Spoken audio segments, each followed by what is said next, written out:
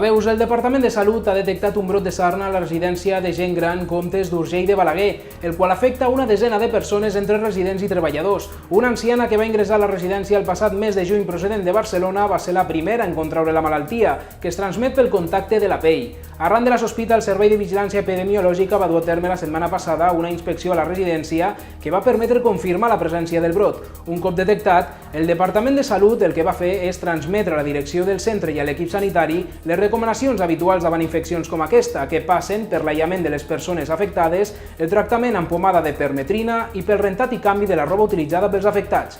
Més notícies localitzen Jordina Bernaus, l'almacellenca de 14 anys que va desaparèixer el passat 10 de desembre. La menor ha anat per voluntat pròpia a casa del seu pare després de que la notícia de la seva desaparició saltés als mitjans de comunicació locals. La menor estava internada en un centre d'acolliment de menors de Raimat, d'on havia fugit voluntàriament fa 11 dies.